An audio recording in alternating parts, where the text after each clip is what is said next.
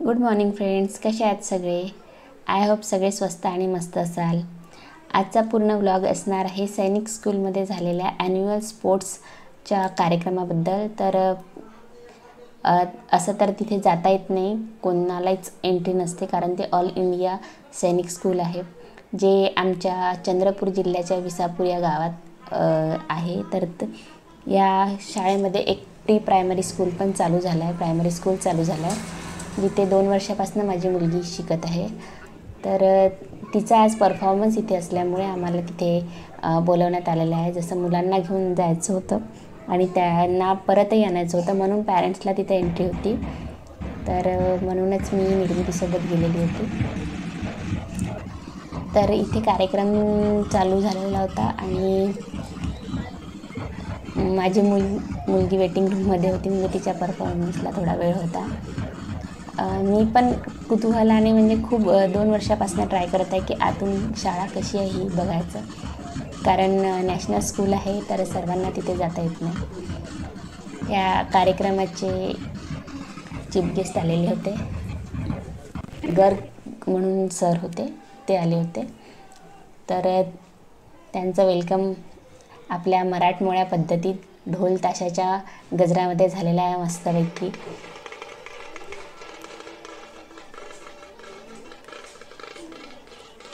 आम्हाला संपूर्ण जागेवर फिरता नाही आलं, कारण परवानगीच नव्हती. जिथं त्यांनी बसायला सांगितलं म्हणजे स्टेडियमवर बसायला सांगितलं होतं आणि सगळे पॅरेंट्स तिथेच बसले होते. खूप ढोलताशानंतर त्यांच्या परेडला सुरुवात झाली, त्यांची परेड झाली. त्यानंतर स्वागत समारंभ झाला आणि कार्यक्रमाला जशी सुरुवात व्हायला पाहिजे त्याच्यापेक्षाही चांगली सुरुवात तिथे झाली होती, कारण सैनिक स्कूलचा प्रोग्राम आहे आणि शिस्तबद्धता नसेल असं होणारच नाही. कधी कधी खूप प्राऊड होते की आपण आपल्या पोरांना अशा शाळेत शिकवत आहोत. सर्वच पॅरेंट्सला असं वाटतं की आपण बेस्ट एज्युकेशन आपल्या पोरांना दिलं पाहिजे आणि आम्हालाही असंच वाटलं. म्हणून जेव्हा ही शाळा सुरू झाली तेव्हा आम्ही तिथे टाकलं, पण नंतर माहिती झालं की तिथे 5वीपर्यंतच आहे. 5वीमध्ये एंट्रन्स द्यावं लागते आणि नंतरच या मोठ्या शाळेमध्ये नंबर लागतो. म्हणून मोठ्या मुलीला आम्ही तयार केलं होतं, परंतु ती फिजिकलमध्ये नाही बसली आणि म्हणून आता लहानीच्या तयारीला आम्ही लागलो आहोत. 5व्या वर्गापासूनच तिला त्या सगळ्या गोष्टी सगळे ट्युशन्स आम्ही चालू करून देऊ. लेकरं घडतीलच जर आईवडील चांगलं लक्ष देतील तर, पण शाळा जे घडवते ते काही वेगळंच असते. ती त्यांना फ्युचरसाठी तयार करते. शाळा प्रत्येक शाळा फ्युचरसाठी तयार करते प्रत्येक लेकराला, पण सैनिक शाळा जे तयार करते ती आपल्या मुलाचं जे भवितव्य घडवते, तसं बाकी इतर शाळेमध्ये नाही घडवत असं आम्हाला फील झालं. म्हणूनच आपल्याकडून बेस्ट देण्याचा प्रयत्न आम्ही केला आहे. पॅरेंट्स म्हणून आम्ही त्या सर्वच गोष्टी करू. तरी पण लेकरांचं स्वतःची इच्छा बघू त्यांना काय करायचं आहे ते.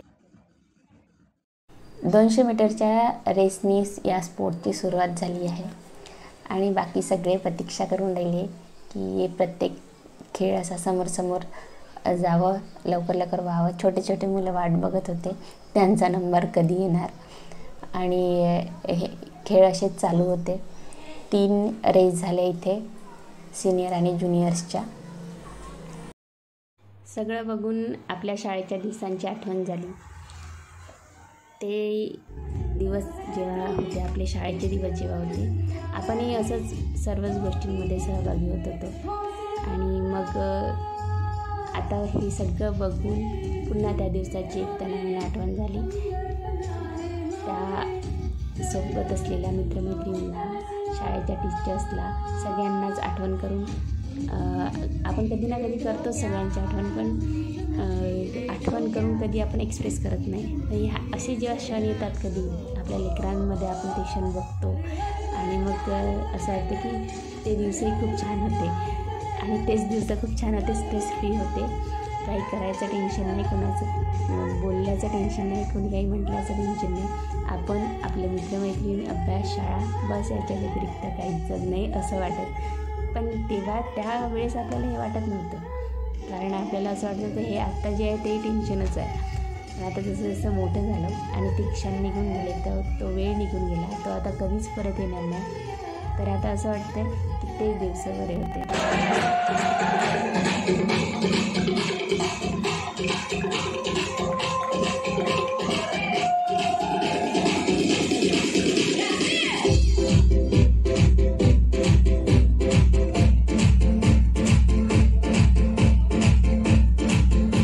वेळानंतर लहान लेकरांचा हा क्षण आला, ते खूप उत्सुक होते आणि याच्यामध्ये हा यांचा परफॉर्मन्स होता. त्यांची तयारी चालू होती आणि त्यांचा उत्साह सगळ्यांना दिसत होता. खूप छान वाटत होता आपलं लेकरू इथे एवढ्या मोठ्या स्टेडियमवर परफॉर्म करणार आहे म्हणून बघायला.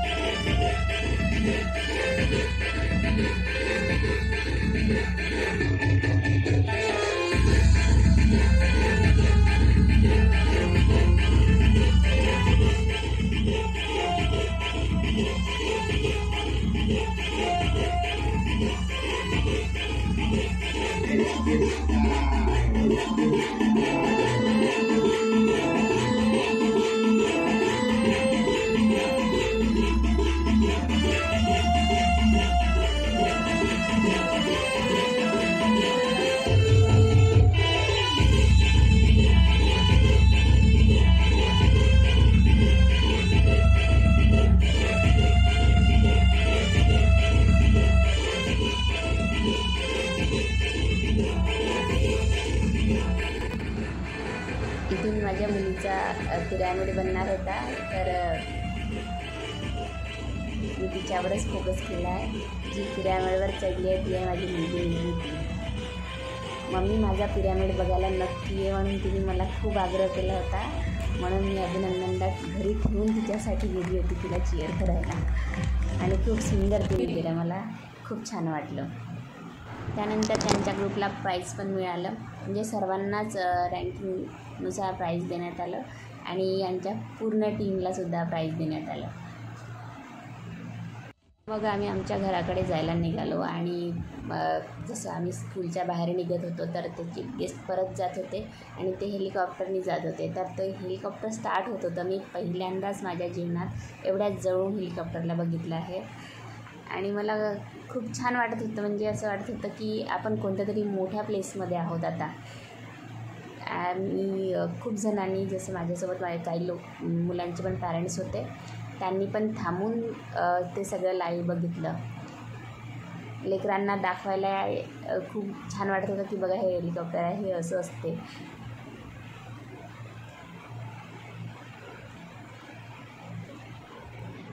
तिथून ते उडणार होतं म्हणून आम्ही सगळेजण थांबून प्रतीक्षा करत होतो आणि व्हिडिओज बनवत होतो. मी पहिल्यांदाच खरंच बघितलं. मला खूप छान वाटलं. म्हणजे मी कधीच बघितलंच नव्हतं.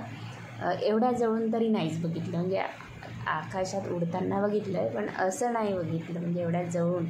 मला खूप छान वाटलं की चला आपली मुलगी एवढ्या छान शाळेमध्ये शिक्षण घेत आहे, तिचं भविष्य खरंच उज्ज्वल व्हावं आणि तिलाही म्हणजे जसं 5वीमध्ये एंट्रन्स द्यावं लागते, त्यानंतर 6वीमध्ये तिथे नंबर लागतो.